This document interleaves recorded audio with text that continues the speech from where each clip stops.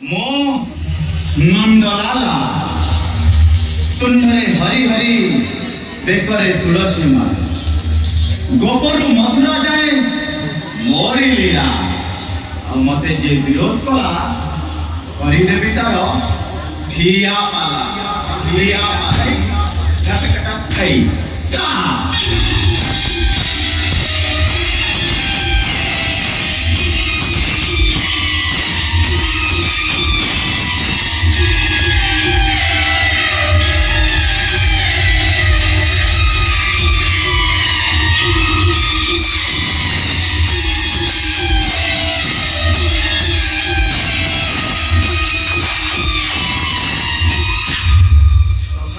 পিতাশ্রী যোগ্যবন্ত পুত্র মোর নন্দলালা পিতাশ্রী ସବୁ ଆରେଞ୍ଜମେଣ୍ଟ ହେଇସାରିଛି ପିତାଶ୍ରୀ। আচ্ছা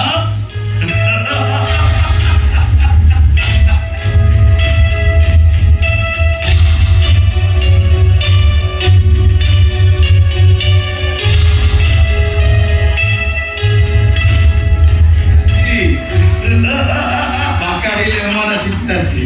আচ্ছা ଚାଖଣା ଟିକେ ଆଣିପାରିଲୁ ପିତାଶ୍ରୀ ମୁଁ କଣ କରିବି କହିଲେ ଆଉ ମାତାଶ୍ରୀଙ୍କୁ କହିଲି ମାତେ ଫ୍ରିଜରେ କାଲିର ଦେଶୀ ଚିକେନ ଟିକେ ଅଛି ଆଉ ତାକୁ ଟିକେ ଫ୍ରାଏ କରିକି ଦେଇଦିଅ ନଚେତ ଆଉ ଫ୍ରିଜରେ ବଡ ବଡ କାକୁଡି ଅଛି ତାକୁ ଟିକେ ସ୍ନାକ୍ସ ବନେଇ ଦେଇଦିଅ। ହେଲେ ମାତାଶ୍ରୀ ତ ରାଗିକି ପୁରା ପଞ୍ଚମ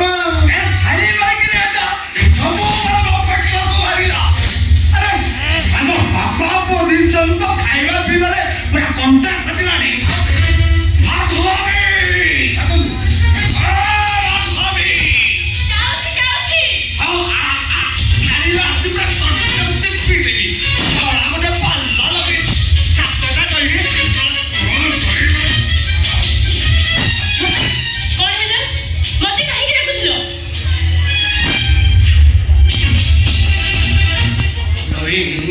ଶାଢ଼ୀ ମାଇକି ନିଆ କଣ ପାଇଁ ତତେ ଡାକିଲି ମୋ ମୁହଁରେ ହଳ କରିବୁ ଲେଖିଲି ଶାଢ଼ୀ ତତେ କେତେ ଥର କହିଛି ତତେ କେତେ ଥର କହିଛି ଶାଢ଼ୀ ମାଇକି ନିଅ ଆଲୋ ତମେ ମା ପୁଅ ଦିଟା ଯେତିକି ପୂଜା ପାଠ କରିବା ତୋର ମୋର କୌଣସି ଆପତ୍ତି ନାହିଁ ହେଲେ ଆମ ବାପା ପୁଅ ଦି ଜଣଙ୍କ ପେଟକୁ ଜମା ରାତି ଆସି 9ଟା ହେଲାଣି ପୁରା ପ୍ରହସନ ଯେମିତି ପାଲା ଚଲେଇଛି କଣ ତୋର ଉଦ୍ଦେଶ୍ୟ?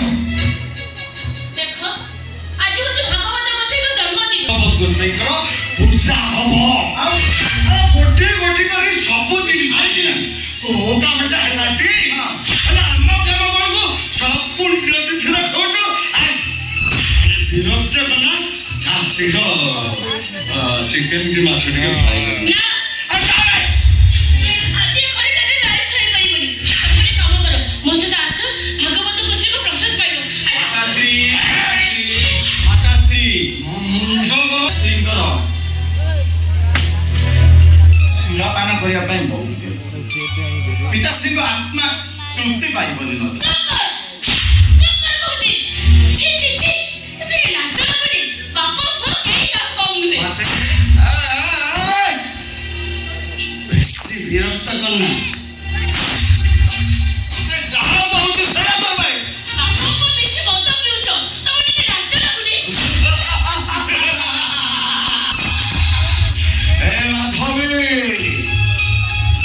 5 ବର୍ଷ ପର୍ଯ୍ୟନ୍ତେ ପୁତ୍ରର କରିବ ଲାଳନ 18 ବର୍ଷ ପର୍ଯ୍ୟନ୍ତ କରିବ ଶାସନ 16 ବର୍ଷ ଅନ୍ତେ କରି ମୁକ୍ତି ବଳ ଏକଥା କହିଛନ୍ତି ମୁନି ଋଷି ଗଣ ନନ୍ଦଲାଲା ପିତାଶ୍ରୀ ନନ୍ଦଲାଲାଙ୍କ ଭାଗବତ କହିଲା କଣ କହିଲା କହିଲା ସଂସାରେ ଥିବୁ ଯେତେ କୃଷ୍ଣ ହେ ଗୋବିନ୍ଦ ହରେ ଗୋବିନ୍ଦ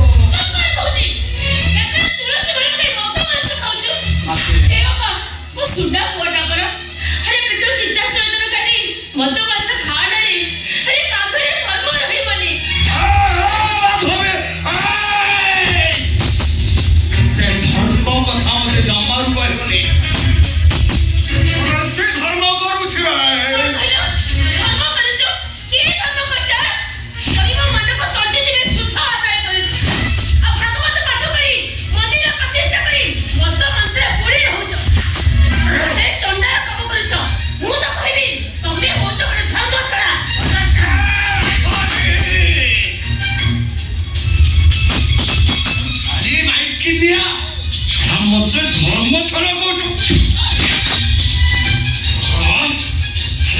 ତମେ ମା ପୁଅ ଦିଟା ପଇସା